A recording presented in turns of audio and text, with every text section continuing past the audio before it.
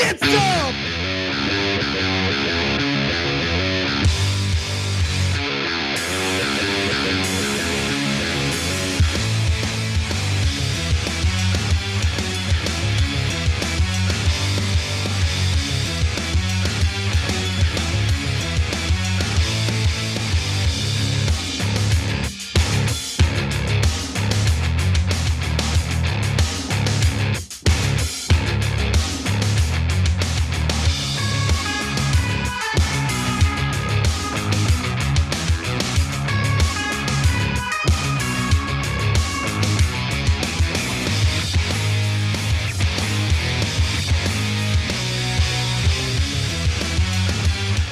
Welcome to TYT. I'm your host, Anna Kasparian. Apologies for the later start today. We had a few technical issues.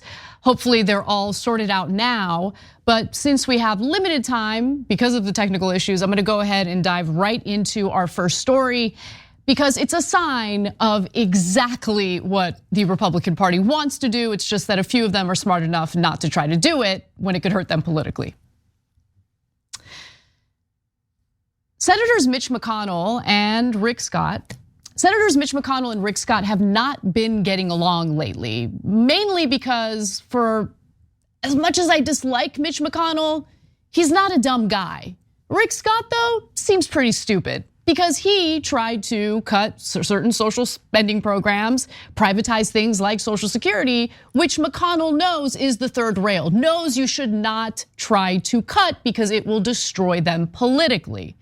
Now, interestingly enough, Rick Scott's plan does have support from the Republican Party. There's no question about that. But more importantly, Rick Scott's plan to essentially do away with Social Security as we know it is something that is favored by the donors, particularly groups like Club for Growth, which is a billionaire-funded organization that spends tens of millions of dollars each election cycle to ensure that they get people like Rick Scott elected so eventually they can gut social spending programs like Medicare and Social Security. Now, before we get to McConnell and how he kind of plays into all of this, let's talk about what Club for Growth recently said in response to this tiff that McConnell and Rick Scott have with one another. They want McConnell to stop going against Rick Scott. They think McConnell is a bad guy for thinking strategically about what would hurt the party, what would help the party. And they have shown their support for Rick Scott because this is a billionaire organization that doesn't want to pay taxes to fund Social Security. So let's talk about what Rick Scott had proposed and why McConnell is against it. Now, it's an 11-point plan that Scott put out, and sub point 7 and point 6 reads as follows. All federal legislation sunsets in 5 years. If a law is worth keeping, Congress can pass it again. The plan doesn't single out Medicare and Social Security specifically, but these are programs that were established by federal legislation and would thus disappear under Scott's proposal unless renewed every 5 years. Okay, let's just talk about Congress in the context of funding the government, passing an annual spending bill. We know what that's like. We know what it's like to see government shutdowns as a result of Republicans demanding cuts to social spending programs and what remains of our social safety net. So the idea of putting Medicare and Social Security up before Congress every 5 years would do exactly what you would suspect it would do. It would eventually just obliterate these programs, and that's why Scott proposed it in his big plan, which McConnell was against. Additionally, by the way, Scott initially proposed everyone in the United States should pay some federal income tax. Since about 40% of US households currently do not owe federal income tax, mostly because they don't make enough money, Scott effectively would have raised taxes on about 75 million households, the poorest households among us.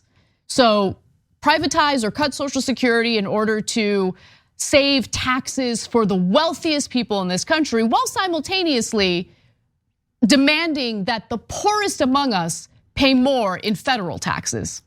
Great. I mean, it shows you exactly what the populism on the right looks like. I mean, when you compare the United States to other developed countries, what we have in terms of a social safety net is abysmal.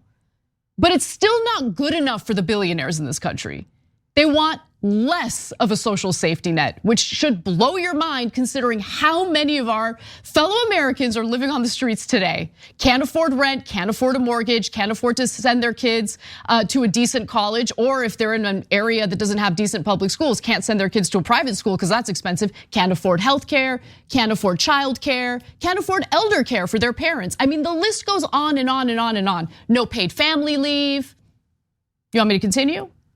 But not only do Republicans love that, and not only do the billionaires who fund their campaigns love that, they want to chip away at what's left. And Club for Growth loves that. That's the whole purpose of Club for Growth. They don't want to pay taxes, so they want to cut whatever social spending we might be engaging in. Now, of course, nearly all of them already pay other taxes. When we're talking about the poorest Americans, they might not pay federal income taxes, but they pay all sorts of other taxes, which has more of an impact on them economically than the taxes that the wealthiest people in this country pay. So think of things like sales tax. If you're living in a high tax state, chances are they're probably paying something in state taxes as well. Now, we should talk a little bit about what's at play here between Mitch McConnell and Rick Scott, why there's this growing beef between them. Because Rick Scott's just doing what his donors paid him to do. But McConnell's a little more strategic than that. McConnell understands that it's political suicide to go after Social Security and Medicare. So he immediately dismissed the plan, and Rick Scott got real salty about it, okay? Now, on a radio show in Kentucky the following week, McConnell tried to even distance himself from the Republican Party and the Republican Party from this proposal entirely. Let's listen. President Biden is out shopping his State of the Union claims and still selling the point that the Republicans, he names Rick Scott, that the Republicans want to sunset Social Security and Medicare. So is that true? Well, unfortunately, that was the Scott plan. That's not a Republican plan. That was the Rick Scott plan. The Republican plan, as I pointed out last fall, if we were to become the majority, there were no plans to raise taxes on half the American people or to sunset Medicare or Social Security. So it's clearly the Rick Scott plan. It is not the Republican plan. Now, I want to be 1,000% clear. Cutting Social Security and Medicare absolutely is a Republican plan. There's no question about it. There's endless evidence of that in the form of television interviews, proposals to raise the retirement age, which by the very nature of doing that, you're cutting Social Security, okay? They want to raise the retirement age to 70, which is insane.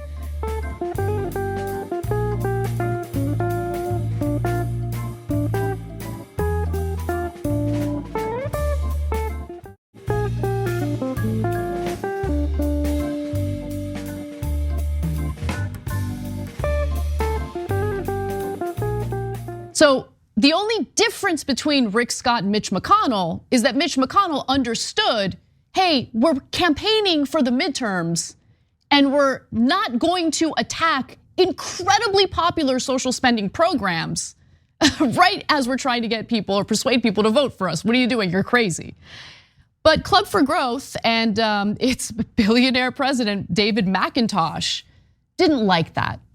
And so they just released a statement. This is a specific statement from David McIntosh, president of Club for Growth, dinging Mitch McConnell for this. While other Republicans have caved to massive tax and spend packages that have strained our economy, Rick Scott has consistently championed small government solutions that are meant to, of course, allow us to pay less in taxes. That's what I added, but I want to help you guys read between the lines. Centered around fiscal responsibility. And because of that, he's faced the unfounded and false attacks of liberal Democrats like President Biden and even establishment Republicans like Leader McConnell. Leader McConnell wants to cut Social Security too, and they know that. It's just that McConnell, again, isn't stupid enough to go through with that plan as they're campaigning for the midterms. Now, I thought that Biden really holding Republicans' feet to the fire during the State of the Union was an important moment. He got them on record denying that they want to cut Social Security, even though we all know they do want to do that. And hopefully he continues to hold their feet to the fire. But we are in a precarious situation when we have corporate Republicans who have always been clear about how they want to gut our social safety net, along with corporate Democrats who might not be as vociferous against Social Security or Medicare, but certainly in the past they have been open to cutting it or cutting those two programs. So as precarious as it is, I don't want anyone to freak out because it is clear based on the reaction from Republicans during Biden's State of the Union that they don't want to deal with the political ramifications of cutting wildly popular social spending programs in the country. But it is something that we have to keep our eyes on and ensure that we don't waver in our fight and our support for these programs, because the second we take our eye off the prize, the second we don't pay attention to what they're up to, I guarantee it, they will try to cut these programs. Now, David McIntosh continued to say that Rick Scott is a proven conservative who has promoted economic growth and fought reckless spending in the Senate. The group's super PAC intends to spend big on Rick Scott's behalf in next year's election, which as of now features no Republican primary opponents. The group also spent a whopping $60 million on Senate races in the last election cycle alone. So these are moneyed interests. These are the very people who have captured our members of Congress, captured our legislature, to the point where they don't really serve the best interests of their constituents and tend to serve the best interests of people who are already doing real well in this country, literal billionaires. And if you're wondering who those billions are, the last round of funding for Club for Growth came from two billionaires in particular, Jeff Yass and Richard Uihlein. They don't need Social Security and they hate paying into it. And let me just mention, part of what makes Social Security long lasting and popular, the reason why it's considered untouchable by many, is because it's a universal program. Sure, those at the very, very top might not need it. But when we see how easy it is for Americans to lose everything in this country, especially with our broken healthcare system that could cause you to go bankrupt in your elderly years, I think Americans understand the importance of maintaining these programs and ensuring that we don't privatize them or cut them in any way. Now, it's not that McConnell, again, doesn't want to cut Social Security. He wants to do it. He's just a little more strategic. He's looking for the right opportunity so the political ramifications won't be as awful. And McConnell has said, quote, "I mean, it's just a bad idea. I think it will be a challenge for Scott to deal with this in his own reelection in Florida, a state with more elderly people than any state in America." And he's right about that. And according to a 2022 study, 88% of the 50+ age cohort also identified Social Security as an extremely important issue when determining who to vote for. When broken down by party line, 91% of registered Democrats compared to 87% of Republicans and 83% of independents identified it as important or very important. Let's keep that graphic up for a second, because 87% of Republican voters see Social Security as an extremely important issue when determining who to vote for. Mitch McConnell might be evil in his own ways, but make no mistake, homeboy's not dumb. Okay, he might be the smartest and most strategic Republican lawmaker in the country.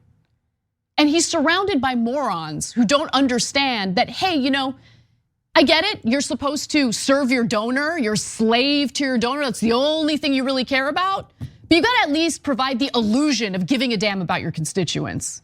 You gotta at least look at the polling and understand what Americans want to protect, including 87% of Republican voters.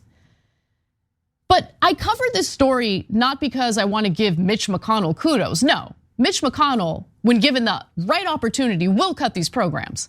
I talk about this story because it's important to understand who the real kingmakers are, right? These billionaire donors, who really controls the legislation and whether or not it's ever proposed or passed. And more importantly, it's important for us to keep our eye on this issue and never let up, because the second you do, they will cut these programs, they will privatize these programs, they will do anything their billionaire donors want. When asked, 92% of voters also said they would be more likely to support a Senate candidate who opposes cuts to workers' earned Social Security benefits. This position is overwhelmingly true for Democrats at 97%, and also extremely high, 90% among Republicans and independents. And by the way, you really don't have to look too hard to find other Republicans openly promoting changes to Social Security and Medicare. Get a load of this. For the first time around in 2010, I just laid out the reality of Social Security. It's a legal Ponzi scheme. It is. I mean, it's a pay-as-you-go system because we have 70% of our budget off budget. We call it mandatory spending, but it's completely out of control. Nobody ever looks at it. It's just on automatic pilot. We ought to put everything on budget so that we're forced to prioritize spending. We ought to be looking at the budget in total every year. Again, that doesn't mean sunsetting anything. That doesn't mean putting on the chopping block. That doesn't mean cutting Social Security, but it does mean prioritizing lower priority spending. Yeah, that means cutting Social Security. I mean, what do you think it means prioritizing other spending objectives? And what are you referring to? I mean, if you want to talk about fiscal conservatism, if you voted in favor of the $2 trillion in tax cuts for the rich under Trump's watch, which Ron Johnson did, I'm not really interested in hearing about your so-called fiscal responsibility. Sit down. But that's Ron Johnson just recently, a senator, Republican senator, making it very clear he's targeting Social Security because that is what they all want to do. So don't let them lie to you. Understand who motivates them, what motivates them, and what their real objectives are. And don't let up, because they've had their eyes on cutting Social Security and Medicare for decades. All right, we gotta take a quick break. When we come back, we'll talk about the train wreck, otherwise known as Marjorie Greene. She has some thoughts about rail safety. Fascinating. Later, we'll also talk about the right-wing reaction to Chelsea Handler's comedic video on not having children. That and more coming up.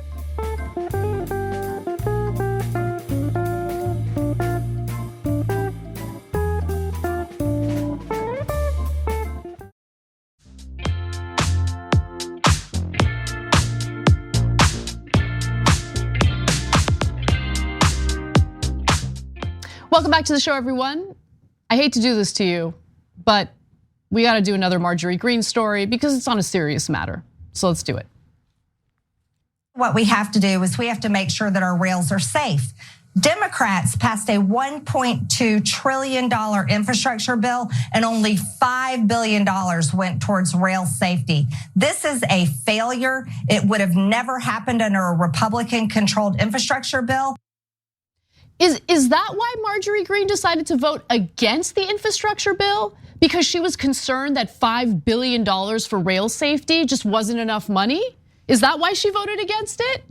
Of course that's not why she voted against it. And I guarantee you, if that bill had a provision appropriating $20 billion for rail safety, Marjorie Greene, much like most other Republican lawmakers, would give it the middle finger.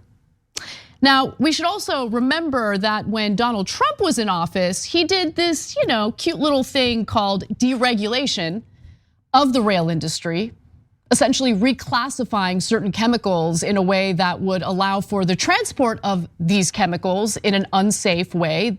Should have required a lot more safety, other protocols, but of course that deregulation had an impact. And I'll give you the details of that in just a moment.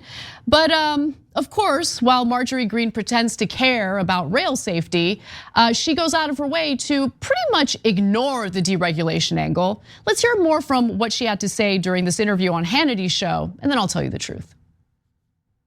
Is happening every single day, and now thousands of people, birds, animals, they're all sick, and we don't know the consequences of this horrible accident in East Palestine. But we have people like Ilhan Omar. She wants to, crack down on corporate greed when it comes to rails and the privately owned sections of rails. But really what we have to do is we have to make sure that our rails are safe. Corporate greed has a lot to do with why the train derailments have been happening, why our rails are unsafe. I mean, it's amazing to me because she's like, Ilhan Omar wants to talk about corporate greed. Yeah, because corporate greed is tied to what we're seeing right now in the rail industry. Don't believe me? All right, I'll give you the details here. So first, why don't we actually hear from, the Railroad Workers United, because they pinned the threat on rail industry cuts to inspection staff and the elimination of safety protocol. The East Palestine train was hurried, the nonprofit said in a statement, and though a cause hasn't been fully determined, it appears the train was not properly inspected. Now, I don't know, guys. I don't know. Why would the rail companies eliminate these incredibly important workers, especially since these workers were tasked with following safety protocols, doing the proper, inspections to ensure that the trains were safe, the rail system was safe? Why would they cut all those employees? Could it be maximizing profit, which is tied to, corporate greed? Let me give you more. They cut so many workers that at the peak, there used to be 1 million rail workers. Keep that number in mind. Rail companies laid off more than 20,000 rail workers during a 1-year period between 2018 and 2019, representing the biggest layoffs in rail since the Great Recession. And the nation's rail force has dipped below 200,000, the lowest level ever, and down from 1 million at its peak. Gee, I wonder why they would do that. Could it be because they want to cut costs tied to labor so they can, engage in corporate stock buybacks, maybe some dividends for their shareholders, because that's exactly what happened. That's corporate greed, Marjorie Greene. That's what that is. Let's give you more. They have cut the hell out of the workforce, and there are big plans to cut it further. Just because the rail companies are profitable doesn't mean they're healthy, and that's according to a former Norfolk Southern freight engineer. Of course, Norfolk Southern is the rail company that had the East Palestine train derail last week. So, is this something that concerns her at all? Or is she gonna attack Ilhan Omar out of nowhere because Ilhan Omar accurately pointed to corporate greed and how it relates to all the derailments that we're seeing and experiencing in this country? It is amazing though, right? Because just yesterday, Marjorie Greene's like, I don't know, what can I talk about that doesn't touch on corporate greed? Because I can't upset the corporate donors, the Republican Party. I need to avoid it, so what can I blame this on? Oh, I know, the workers, they're lazy. These lazy workers, there's a labor shortage. There is some evidence to indicate there aren't enough workers, but even before the pandemic begun, the companies were laying off a ton of rail workers. To do what again? Oh yeah, to cut costs, to provide a higher return on investment for their shareholders. That's called corporate greed. It is amazing. And then there's the deregulation angle. There's a lot going on there. We've talked about it before, but let me remind you again. The US Transportation Department in 2020 approved a rule to allow liquefied natural gas, or LNG, to be shipped via rail with no additional safety regulations. Trains can now run 100 or more tank cars filled with 30,000 gallons of the substance, largely from shale fields to saltwater ports. So 2020, who was in charge in 2020? Oh, that's right, it was Donald Trump. Yeah, that deregulation, not a good idea. But look, to be fair, the Biden administration should have reversed that. We'll get to that in a moment. Just 22 train tank cars filled with LNG, by the way, hold the same amount of energy as the Hiroshima bomb, a coalition of environmental groups wrote in comments to regulators opposing the LNG rail rule change in 2020. And look, the Biden administration was like, yeah, we're gonna reverse the deregulation that Trump did for sure. Like we're on it, except they haven't done it, okay? So according to The Guardian, under the Biden administration, the Transportation Department, which of course Pete Buttigieg is the head of, has proposed a suspension of the Trump-era LNG rule, allowing the substance to be transported via rail and to replace it with a new rule. But the suspension was supposed to be published in June of 2022, but it and the new rule have been delayed, not once, but twice, and are now supposed to be final in March. We'll see if that happens.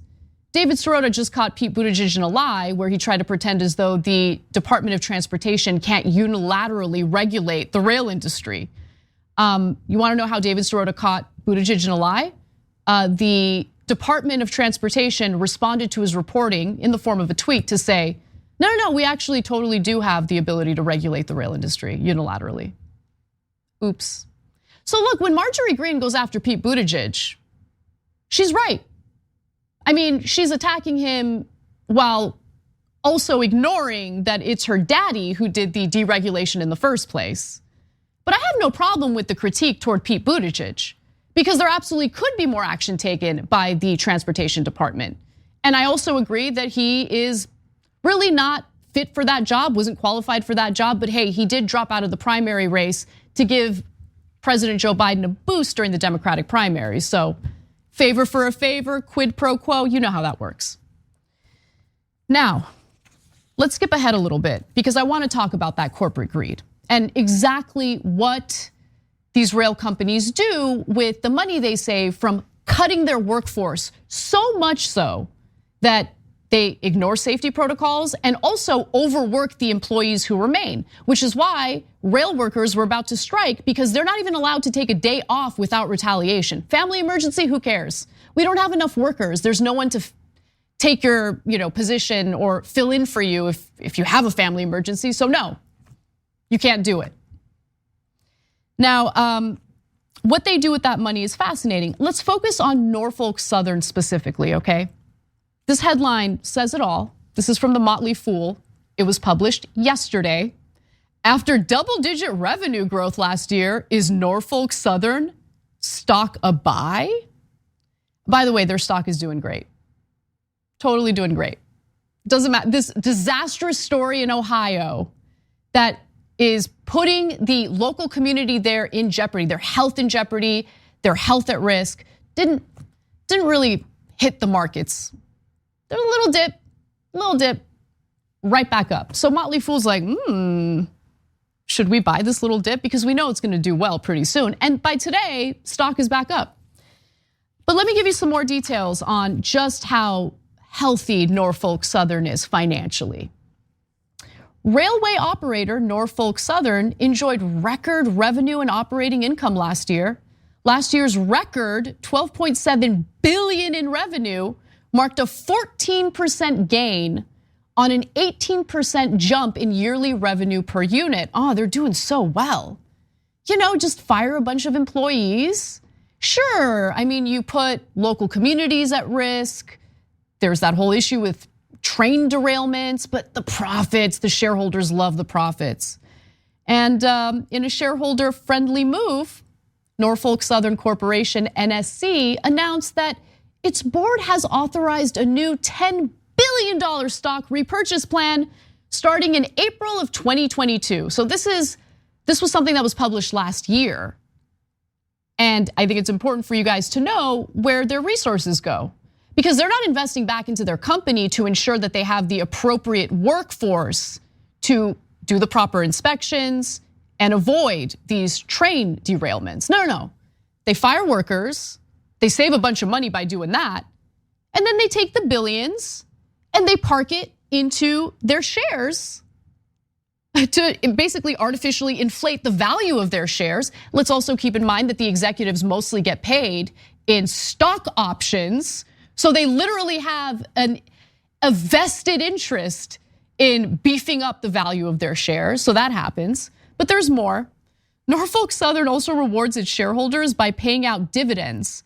Evidently, NSC has hiked its quarterly dividend payout thrice, From March of 2021 to March of 2022, the most recent dividend hike was announced in January of 2021, to be specific, when NSC decided to purchase its quarterly dividend by 14% to $1.24 per share.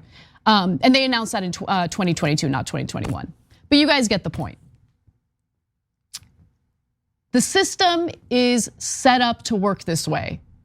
All right, so if you don't want to call it corporate greed, then just call it the fiduciary responsibility, something that I talk about on the show all the time. This is how the system works. The executives at these rail companies aren't concerned about East Palestine, Ohio. They're not concerned about rail safety.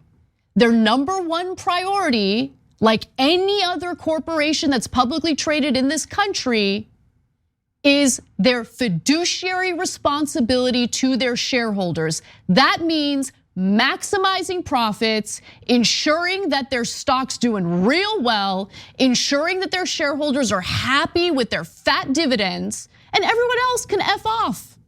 That is how the system is set up, period. So when Marjorie Greene talks about how Ilhan Omar is crazy for mentioning corporate greed, just know that the dumb one is Marjorie Greene, because she is literally a United States lawmaker who doesn't even know how our system works. She's pathetic. I would just love one day where I'm not embarrassed by the lawmakers in Congress. Just one day, just one. All right, we're gonna take a break. When we come back, I'm gonna tell you why everyone hates the news.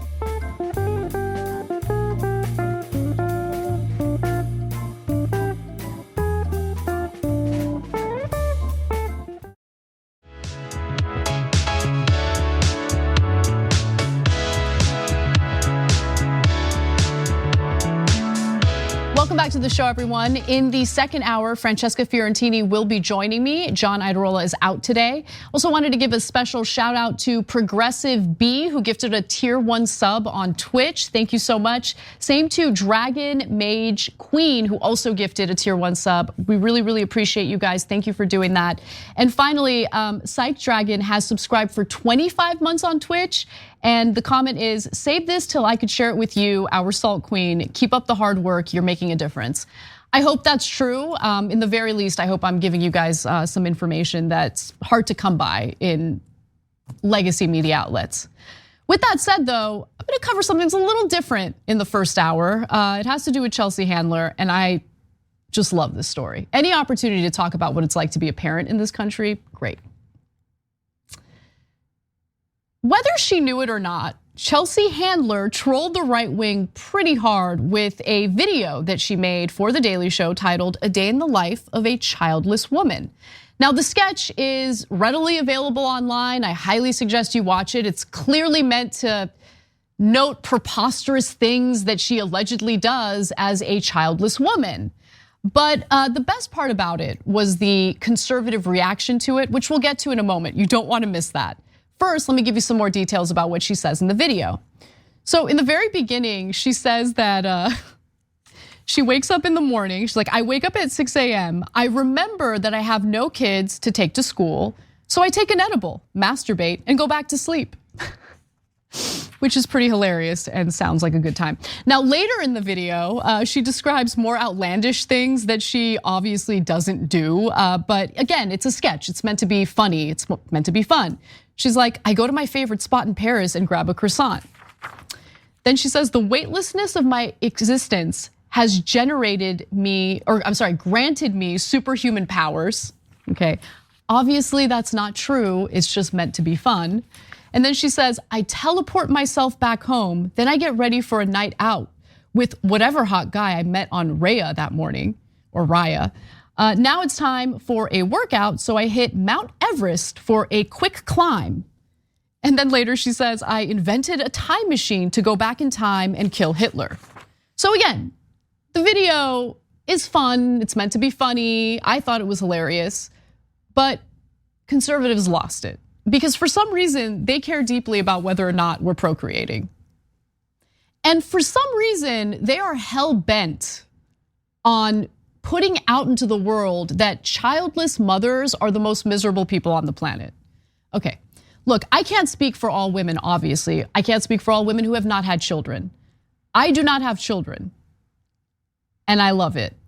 I love it for a lot of different reasons. Living in America and seeing all of the threats and risks to kids, like for instance, the weirdo parents that would show up at school board meetings or would show up on campuses and harass children who wanted to wear masks. Like, I would murder someone. I don't want to go to prison. You get what I'm saying? It's all about knowing yourself and knowing whether or not you would be a good parent. I'd be a good parent, but my rage at anyone who even slightly offended my kid would be pretty devastating for my life and possibly the life of the person who offended my kid. But anyway, with that said, why don't we first go to Tucker Carlson's conversation about this with his co-chud, some guy named Jesse. That's what you see women like Chelsea Handler, feminists like Chelsea Handler going with now. They've been lied to by their society forever. That you could be a girl boss and you could do anything a man can do. Which everyone who's ever seen a woman back up a vehicle knows that's not true. But either way, they've been told that they should do career and don't do a family or anything like that. And soon you're Chelsea Handler. Soon it's Valentine's Day and your womb resembles a dried up tumbleweed blowing down an old Western town. And your Valentine's Day date for the 10th year in a row is a 10-year-old copy of Magic Mike and a half full bottle of Xanax, and you're trying to pretend like you're happy, but you're not happy. And it's actually not her fault. She's been lied to by a country that has lost its way. How do you know she's not happy? Like, I could just say that about you. I mean, that guy looks miserable. Like, why do you think that she's drinking bottles of wine and guzzling down half bottles of Xanax? Like, just completely made up, completely made up. But also, look, this is the most important point that I want you to really absorb as we continue giving you more details about this. Why do you care? Like, why do they care? Why are they so hell-bent on ensuring that Chelsea Handler's miserable? And why do they care about her decision to not have kids? I don't even care. I have difficulty caring enough about my own friends having kids. Why would I care about a complete stranger and whether or not they're having kids? Who cares? Who cares? But there's more. There's Matt Walsh, who says nothing more pathetic than the coping done by a childless woman pushing 50. She could have had kids and still be doing basically whatever she wants with her life today. That's not true. Kids aren't toddlers forever. She could have her freedom and a family. Instead, she'll die alone. You know, there's a lot of commentary coming from men on this issue. But fact of the matter is, having a child when you have a wonderful, supportive husband is still incredibly challenging, okay? Having a child with a typical husband who isn't gonna come home after a long day of work to do the cooking, to do the cleaning, to do the diaper changes and all that stuff, that's torture. So the idea that like, you could pop out all these babies and still have it all. I mean, they're not toddlers forever. You're right, they're not toddlers forever. Later, they end up going to school. You gotta figure out whether or not the public school in your neighborhood has been defunded to the point where it's just untenable to send your kid there. So then you gotta do lottery programs to see if some charter school will take your kid. If that doesn't work, you gotta consider maybe $25,000 for a private school. Yeah, you're right, they're not toddlers forever. After that, they go through their teen years. I don't know how old Matt Walsh's kids are, but I can't wait for him to experience that. I was a teen once, I remember what I was like. No, having kids is incredibly difficult. And for once, finally, in this country, parents are being honest about it. And I love that they're being honest about it. They're being honest about the postpartum depression. They're being honest with the medical bills associated with maternity and childbirth. They're being honest about how incredibly hard it is to be a woman who's working toward career objectives, career goals, while raising babies. It is hard, and it's especially hard in a country that provides absolutely no support. We'll get to that in a moment. But more comments. Oh, Raya Rachik, whatever her name is, Libs of TikTok woman, says, this is one of the saddest videos I've ever seen. Really? That's one of the saddest videos you've ever seen? I mean, we're inundated with awful video content on a daily basis, but a comedic video featuring Chelsea Handler celebrating the fact that she made the right decision for her is the saddest video you've ever seen? Okay. Ben Shapiro, the best thing about this video is that it features her explaining that she can do whatever she wants as a person with no kids. And so she names a bunch of stuff she didn't do because her actual life consists of drinking a bunch of wine and being really, really sad. But how do you know that, Ben? And yeah, she listed things that she didn't actually do because it was meant to be a sketch. It's just a funny video. But we should talk a little bit about what it's like to be a parent in America who doesn't work at a company that can offer a talentless chud like Steven Crowder a $50 million contract, okay? Because most people don't live in that economic situation. Most Americans don't even, 40% of Americans have an income that's so low that they pay nothing in federal taxes. I mean, the inequality might have something to do with the fact that people are deciding, nah, having kids isn't for me because they can't afford it. There's no social safety net. There's no support at all, especially when you compare the United States, which is supposed to be the greatest country in the world, to other developed countries, and we're gonna do that right now.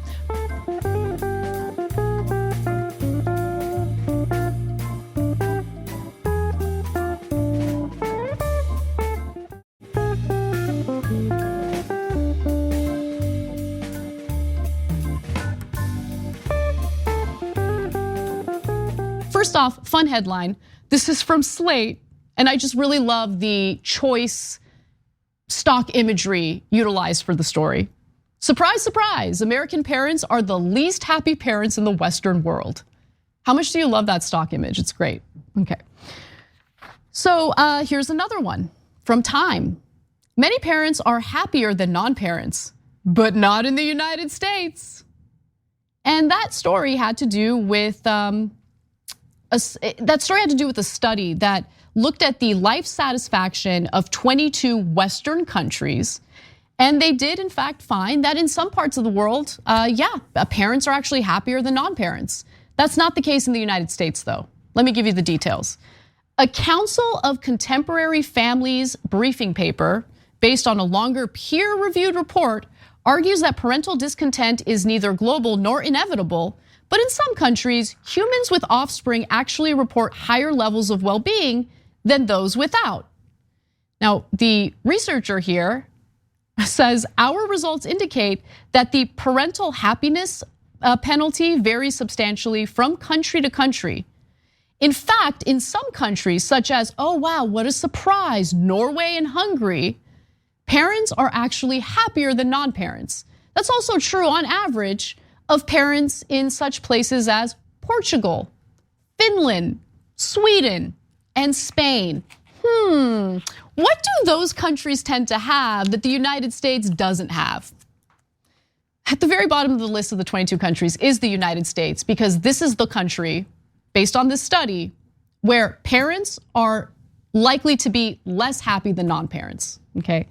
Now, of the 22 countries the researchers studied, America has the biggest happiness differential between parents and the child free, meaning that parents are miserable and people who actually decide to not have kids tend to be happier.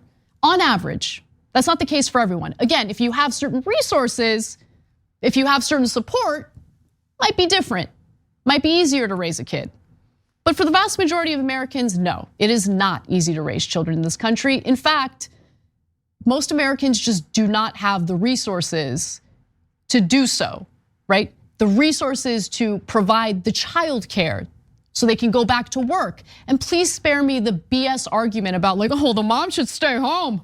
The mother should stay home. Yeah, except she can't. You need a dual income household to provide for that family. That's the economy we're living in. Let's acknowledge that. Let's get out of our multi-million-dollar bubble and acknowledge what the vast majority of Americans are dealing with. If you care so much, and by the way, I don't care if people want to have kids or not, at all, okay? You do you, I do me, okay? I want to live my life. I don't want anyone involved in my personal, intimate decisions. I don't want the government involved. I don't want people at the Daily Wire involved. None of your goddamn business. But since they seem to care so much about why people decide to forego having children. I'm just giving you the information you somehow missed while living in this country, okay? So it can be largely attributed, going back to that study and how the United States is at the bottom of the list when it comes to happiness after having children. It can be largely attributed, says lead author Jennifer Glass, a sociologist at the University of Texas, Austin, to the average cost of childcare for a 2-year-old and the number of paid vacation and sick days people can take a year. In the US, the former is way too high and the latter way too low. Unlike its economically developed counterparts, the United States has done little to offset the cost of raising children and ameliorate the incompatibility between employment and childcare, the study says. And I'm sorry if I'm preaching to the choir. It's just that there's a handful of folks who don't understand this and they need to know. The negative effects of parenthood on happiness were entirely explained by the presence or absence of social policies allowing parents to better combine paid work with family obligations. And this was true for both mothers and fathers. Countries with better family policy packages had no happiness gap between parents and non-parents. None of this should be surprising, folks. And by the way, how much does it cost to raise a child in the United States from age 7 to age 18? It's a lot. And when you compare it to Finland, it'll blow your mind. So why don't we start with Finland? Because Finland was one of the top countries when it came to happy parents. And it's easy to understand why when you see the amount of support Finnish parents tend to get. Let's watch. Finland's healthcare system has helped give it the lowest maternal death rate in the world. And it's available here to everyone for next to nothing. Dr. Aiden Tekai is the chief physician on the labour ward. Every mother here gets a private room and even the option of a water birth. 100 euros you will pay, and of that you will get almost 50% back as a reimbursement. That's under $60 to have a baby, compared with the US, where the average natural birth costs over $12,000, and insurance doesn't cover all of it. The maternal death rate in the US has nearly doubled over the last 3 decades. In Finland, they've cut it in half, and the government also wants parents to spend time with their babies. In Finland, you're guaranteed around 4 months paid maternity leave by law, and parents can then split another 6 months paid parental leave, though not at the same time. 4 months mandatory paid leave. I mean, minimum, that's the minimum. You get more time after that you split with your partner. I mean, and when you look at the maternal mortality rate in the United States compared to countries like Finland, I mean, we're not just talking about making the decision easier for Americans. We're also talking about saving lives when we discuss the importance of these social programs. Now let's compare that to what it's like to be a parent in the United States. If we had had 2 kids in full-time daycare, it would have been a lot more than rent. So that's why it absolutely wasn't an option. And when we looked at the numbers for full-time nannies in the San Francisco area, they all charge about $80,000 a year. The average family with at least 1 child under the age of 5 typically spends around 13% of the family's income on childcare, according to a September 2021 Treasury Department report. That's about 1 out of every $8. That's more than what the average household spends on groceries, and nearly double what the government considers affordable for low-income families. That sounds like a tough time to me. And it has been a tough time for many parents, especially during the pandemic, as mothers had an incredibly difficult time going back to work because they couldn't afford childcare for their kids. I mean, the cost of childcare has blown up. In fact, let's go to graphic 16 here. Childcare costs have actually outpaced inflation. In 2020, for instance, childcare expenses rose 5.03% year over year compared to the annual inflation rate of just 1.2% at the time. And it continues to go up. The Build Back Better agenda that Biden barely fought for included funding for childcare. It would have alleviated some of this financial burden for parents. But Republicans fought it tooth and nail because I don't know, do they want people to have kids? Because it doesn't seem like it. They certainly don't want to offer any support. And one other thing I want to mention is the cost of raising kids also goes up and seems to be outpacing inflation as well. The US Department of Agriculture published a report using 2015 data that estimated child rearing expenses from birth through age 17 in a two-child middle-income married couple family is $233,610. So from birth through age 17, meaning it doesn't even take into account the cost of college. And look, maybe all these conservative public figures had the kind of reaction they did because Chelsea Handler is who Chelsea Handler is. Maybe they see a liberal woman and they're like, we gotta pounce. But it seems like Dennis Prager, who's no liberal, seems to agree with her. Let's watch. I have zero romanticization of children. Children are among the meanest creatures on earth. How you make a child into a good adult is the single most important question any society can ask. Essentially, there's no close second, because we don't start off all that wonderful. Well, Dennis, when it comes to you didn't end up all that wonderful either. But hey, hands off the Dennis Prager. Let's attack Chelsea Handler for allegedly being miserable for making a decision that was right for her. And in the meantime, you want people to have babies? You want Americans to feel comfortable starting families? How about you stop gutting what's left of our social safety net? And maybe people feel like their financial situation is stable enough to start that family. In the meantime, I don't want to hear a damn thing from conservatives who laugh at the notion of paid family leave, because they're not helping, they're just hurting anyone who actually wants to start a family. All right, we got to take a break. When we come back, Francesca Fiorentini will be joining me for hour 2. Ice cream.